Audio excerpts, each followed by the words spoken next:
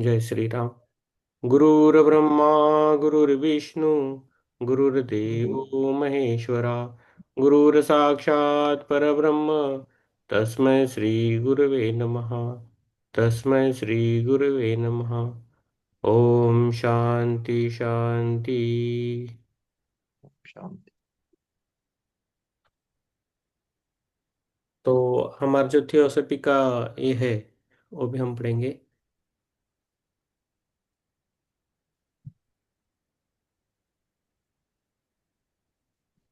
हिंदी में करेंगे। ओके। हे गुप्त जीवन हे गुप्त जीवन, जो हर कण में स्पंदित है। जो हर कण में स्पंदित है। हे गुप्त प्रकाश हे गुप्त प्रकाश, जो हर प्राणी में जो हर प्राणी में प्रकाशित है। प्रकाशित है।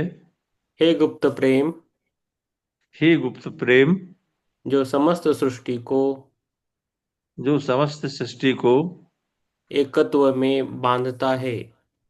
एकत्व में बांधता है।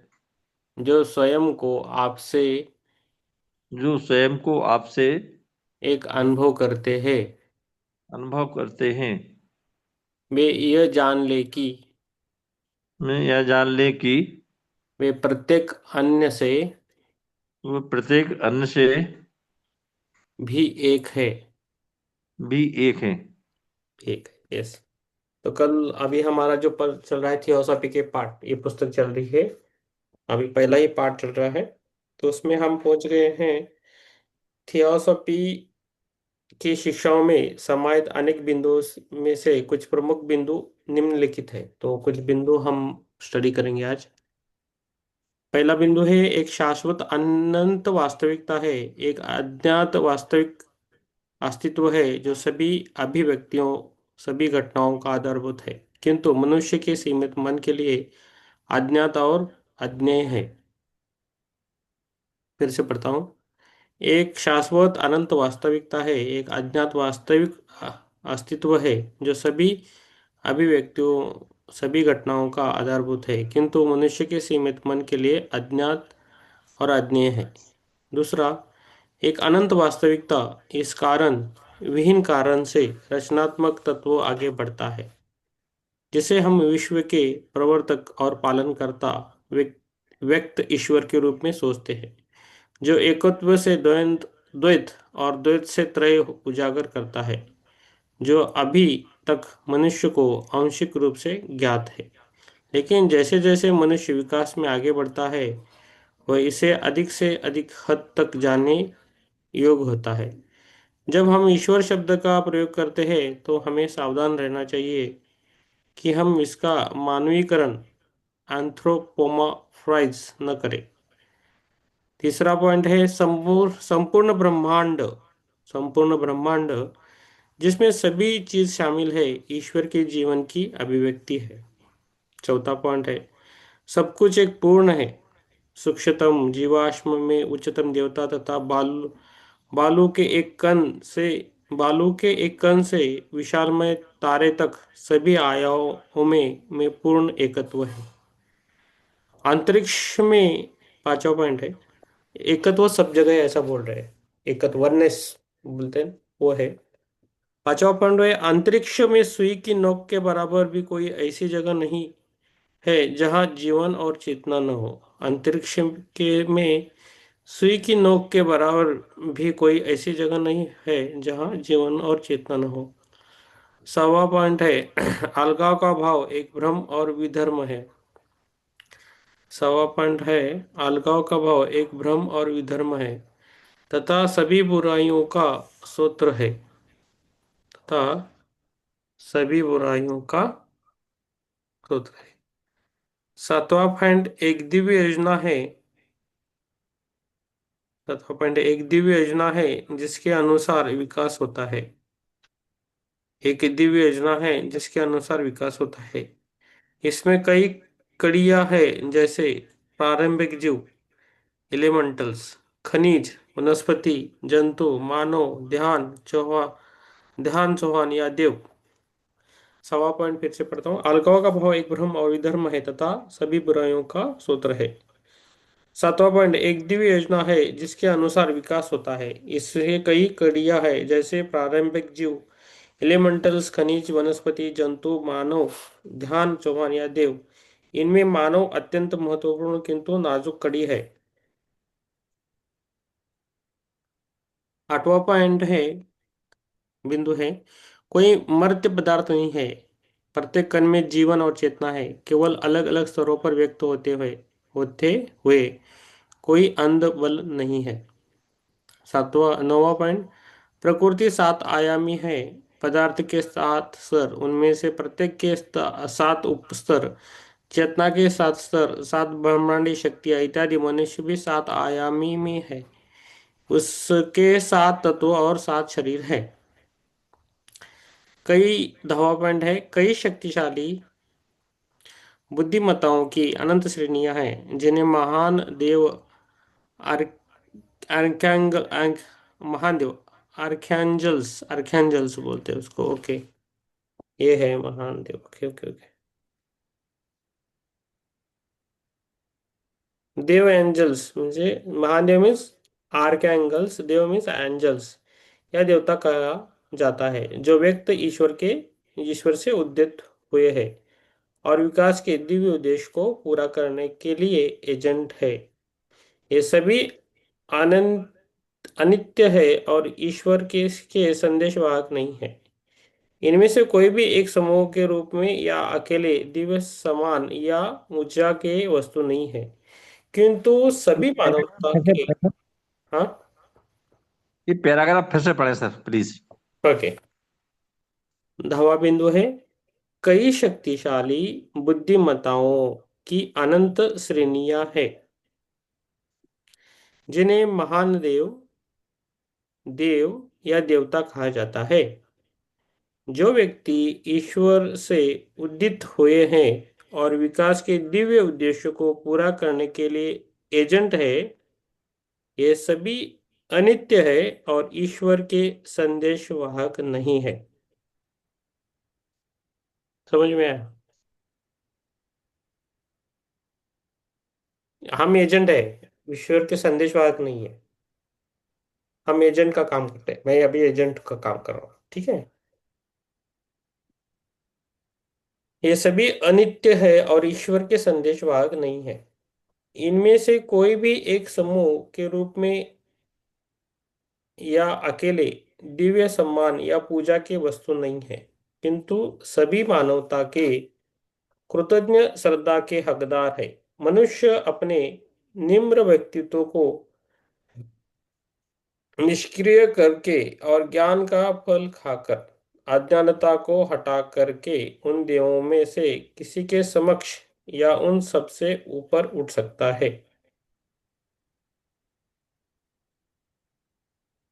11वां पॉइंट है, मनुष्य समझ, ये 10वां पॉइंट समझ में आया ना? आ 10th। गए सर पूरा।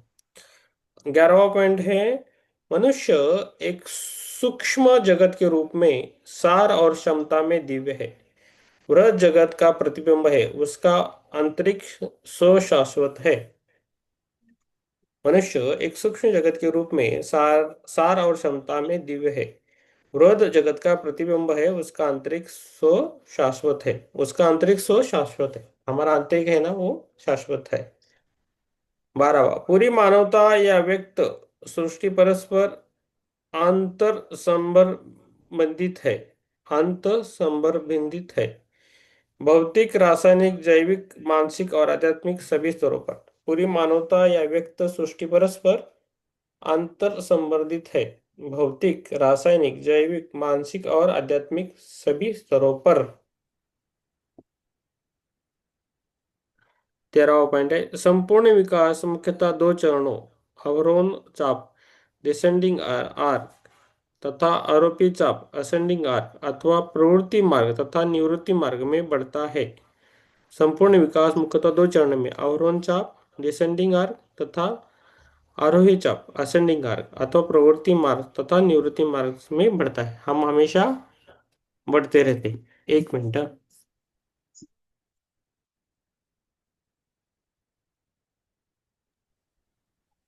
हाँ। Hello sir. Hello sir. हाँ बोला बोला. हा तेच बोलायचं होतं आता. मी तारखेला गोव्यातून निघालेलं कोण होतं? 22 तारखेला. 20 आणि 22 फेब्रुवारीला इथे एक गेट टुगेदर ठेवण्यात येईल. 21 आणि बघ हा, फेब्रुवारी म्हणजे ना ते.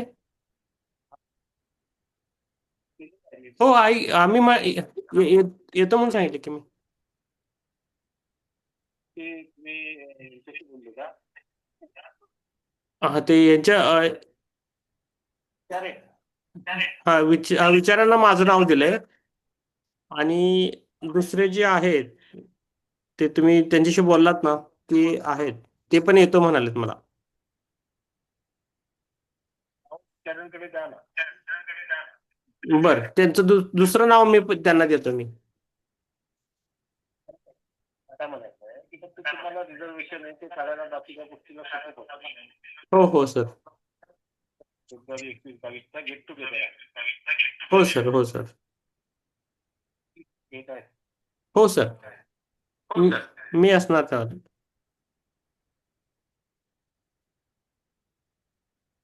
आणि हे तुम्हाला मी पाठवलंय तुम्हाला. आणि सविस्तर चर्चा करूया का सर? आता जरा सेशन सुरू आहे. आमचं तुमचा आवाज ब्रेक. हो हो.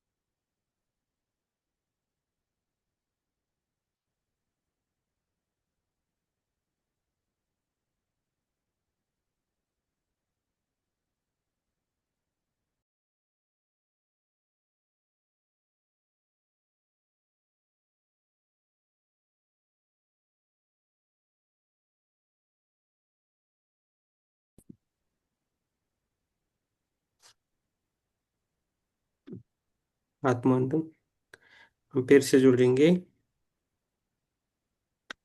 तो ये पाठ आज खत्म करेंगे। दो 1.5 पेज है। 16वां बिंदु है विकास। ग्रह श्रृंखलाओं, ग्लोबों, परिक्रमाओं, प्रजातियों, उप प्रजातियों में पड़ता है। 17वां पॉइंट है, बिंदु है 17वां। ऐसे मनुष्य है जिन्होंने अपना मानव विकास पूरा किया कर लिया है। ऐसे मनुष्य है जिन्होंने अपना मानव विकास पूरा कर लिया है, परिपूर्णता प्राप्त कर लिया है, और जहाँ तक हमारी मानव अवस्था का संबंध है उनके पास सीखने के लिए और कुछ नहीं है। इनमें बुद्ध, कायस्थ और अन्य महान आध्यात्मिक शिक्षक और आध्यात्मिक शामिल है। साथ ही कुछ ऐसे भी है जो कम प्रसिद्ध है, लेकिन ऐसा कहा जाता है कि वे मानव जाति के कल्याण के लिए चुपचाप और सापेक्ष अस्पष्टता में काम करना जारी रखते हैं। ऐसे परिपूर्ण मनुष्यों का एक सिद्ध संघ पृथ्वी पर एक संरक्षक दीवार यानी गार्डियन वॉल का कार्य करते हुए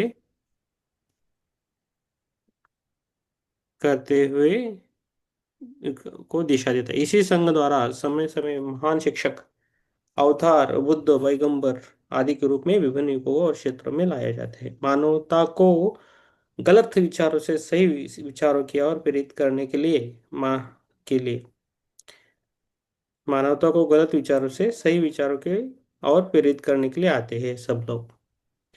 18वां बिंदु है, मानव जीवन का लक्ष्य है परिपूर्ण बनकर, शक्तियों की नलिका बनकर और दिव्य योजना के कार्य में सहकर्मी तथा सहनिर्देशक बनकर दिव्य योजना के अनुरूप विकास को गति देना और पूरी मानवता के विकास को तीव्र करना। 19, थियोसफी एक व्यक्तिगत ईश्वर और मूर्ति पूजा को अस्वीकार करती है, किंतु प्रकृति में ईश्वरत्व को मानती है। थियोसॉफी ज्ञान मार्ग का योग है। इसके अभ्यास में तीन पक्ष है, अध्ययन, ज्ञान, ध्यान और निस्वार्थ सेवा। तो इसमें क्या है? अध्ययन, ध्यान और निस्वार्थ सेवा। थियोसॉफी की शिक्षाएं एक दूसरे ढंग से भी दी गई है। तीन महान सत्य है जो परम है और जिन्हें खोया नहीं जा सकता, लेकिन जो वाणी के अभाव में मौन रह सकते हैं। पहला है, मनुष्य को जीवात्मा अमर है। मनुष्य का जीवात्मा अमर है और उसका भविष्य एक ऐसी चीज का भविष्य है जिसके विकास और उभय की कोई सीमा नहीं है। दूसरा पॉइंट है, वह तत्व जो जीवन देता है, हमारे अंदर और बाहर भी रहता है, अमर है और शाश्वत रूप से लाभकारी है। वह देखा या सुना या सूंघा नहीं जाता है, लेकिन उस व्यक्ति द्वारा अनुभव किया जाता है जो अनुभव चाहता है। तीसरा पॉइंट है, प्रत्येक व्यक्ति स्वयं का पूर्ण नियमदाता, स्वयं को ईश्वर या अवसाद प्रदान करने वाला, अपने जीवन का निर्णायक, अपना पुरस्कार, अपना दंड देने वाला है। प्रत्येक व्यक्ति स्वयं को पूर्ण नियमदाता, स्वयं को ऐश्वर्य या अवसाद प्रदान करने वाला, अपने जीवन का निर्णायक, अपना पुरस्कार, अपना दंड देने वाला है। तीसरा और एक पॉइंट है, ये सत्य जो स्वयं जीवित ये सत्य जो स्वयं जीवन की तरह की महान है, मनुष्य के सरलतम मन की तरह ही सरल है। भूखे लोगों को उनका उन सत्यों का भोजन कराओ। The ideally of the white lotus. Theosophy एक व्यापक प्रज्ञा है जो विश्व में सभी चीजों को आलिंगित करती है, क्योंकि यह दिव्य प्रज्ञा है। जो चीजें हमारे ध्यान देने योग्य है, उनको यह मनुष्य के विकास के वर्तमान स्तर पर प्रतिबिंबित या केंद्रित करने वाली प्रज्ञा है। एक बढ़ती हुई प्रज्ञा है, क्योंकि मनुष्य अपने संपर्कों की सीमा और व्याख्या की क्षमता में लगातार वृद्धि कर रहा है। क्योंकि मनुष्य अपने संपर्कों की सीमा और व्याख्या व्याख्या की क्षमता में लगातार वृद्धि कर रहा है। एक ऐसी प्रज्ञा जिसमें जीवन की गुणवत्ता अर्थात विकसित करना, व्यवस्थित करना और सृजन करना है। थियोसॉफी बताती है कि ये एक ये एक ही जीवन है जो हर चीज को अस्तित्व में लाया है। यह हमारे अंदर उस एक जीवन के द्वारा है कि हम सृजन कर सकते हैं, खोज सकते हैं और पूर्ण तथा परिपूर्ण हो सकते हैं। पेज नंबर 27, थोड़ा ही बचा है। थियोसॉफी की शिक्षा व्यवस्था में ज्ञान प्राप्त करने के लिए दोनों पहलू, नकारात्मक और सकारात्मक, बताए जाते हैं। अर्थात वर्तमान में मनुष्य के धार्मिक, सामाजिक, दार्शनिक तथा वैज्ञानिक विचारों, व्यवहारों, मान्यताओं, अवधारणाओं में तर्क, विवेक और ज्ञान द्वारा एक, गलत चीजों, अंधविश्वासों, कुरीतियों, स्वार्थपरता आदि को समझकर उनको हटाना, और दूसरी, सही चीजों को समझकर उनको अपनाना। ऐसी शिक्षा का उद्देश्य मनुष्य के मनोभाव, अभिव्यक्ति तथा जीवन जीने से सही बदलाव लाकर उसको गलत मार्ग की भटकन फिसलन से बचाकर सही मार्ग पर लाना है, जिससे मनुष्य और मानवता तथा विश्व का विकास दिव्य योजना के अनुसार सुगमता से आगे बढ़ सके। और एक पॉइंट है, थियोसॉफी हमें सिखाती है कि स्वयं अपने पशु स्वभाव पर कैसे काबू पाया जाए। थियोसॉफी हमें सिखाती है कि स्वयं अपने पशु स्वभाव पर कैसे काबू पाया जाए और दिव्य स्वभाव को कैसे जगाया जाए, तथा इस तरह पूरे संसार को परिजन कैसे बनाया जाए। और एक पॉइंट है, थियोसॉफी के थियोसॉफी के ज्ञान को जीवन में उतारने से मनुष्य आत्मा में पवित्र, मन में समग्र तथा शरीर में स्वस्थ बनता है। तो शरीर से भी हम स्वस्थ बनते हैं। तो थियोसॉफी के ज्ञान को जीवन में उतारने से मनुष्य आत्मा में पवित्र, मन में समग्र तथा शरीर में स्वस्थ बनता है। तो ये है। तो ये हमारा एक पार्ट हो गया। तो हम फिर से ध्यान करेंगे 10:30 बजे तक। मैं भी आपसे ध्यान में जुड़ूंगा। ध्यान में बैठना है फिर से।